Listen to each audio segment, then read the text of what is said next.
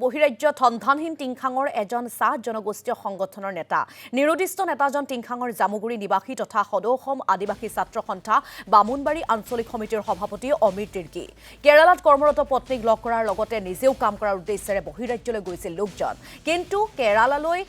ৰেলেৰে গৈ থকা অৱস্থাতে আদবাটতে যুৱকজন সন্ধানহীন হোৱাৰ খবৰ লাভ কৰাৰ পিছতেই হুৱাদুৱা লাগিছে এতিয়া পৰিয়ালৰ মাজত আৰু এই সন্দৰ্ভত বামুণবাৰী আৰক্ষী চকীত লিখিত অভিযোগ দাখিল কৰিছে পৰিয়ালৰ লোকে তেখেতে একজন আগ্ৰহী যুৱ নেতা বুলি ক'ব লাগে তেওঁৰ কথাটো শুনি আমাক দুখ লাগিলে আৰু আহি কিনে আমি ঘৰত যেতিয়া সোধপোছ কৰিলোঁ তেতিয়া আমি গম পাইছোঁ যে তেখেতে কামৰ কাৰণে ওলাই গৈছে সেইটো কথা নক'লে তেখেতে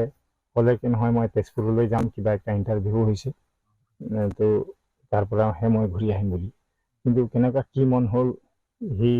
ট্ৰেইনত উঠি যেতিয়া গুচি গৈছে 2 দিনৰ পিছতে তেখেতে ফোন কৰিলে আৰু কৈছে যে নহয় মইতো তাত নাই যোৱা মই কেৰালালৈ গৈছোঁ গতিকে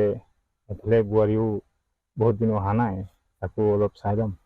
আৰু ঘৰখন চলাবৰ কাৰণে অলপ অসুবিধা হৈছে পইচা পাতিবিলাক নাই সেইকাৰণে মই গৈ আহিম বাৰু এইবিলাক কৈ কিনে তেখেতে গুচি গ'ল তো ট্ৰেইনতে তাৰ চিনাকি হ'ল আমাৰ গাঁৱৰে কৰি এজন তাৰ ল'ৰা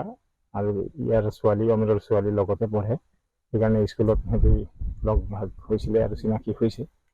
যেতিয়া ট্ৰেইনত পালে তেতিয়া আৰু সুধিছে নহয় ক'ত যাবি নাই আমুক তামুক এনেকুৱা কথা পাতিলে সেইভাগে থাকিলে দুইজন ট্ৰেইনতে 2 দিন পাছতে তাৰ স্মৃতিটো অলপ গণ্ডগোল হ'ল তেতিয়া সেই তাৰ লগৰজনে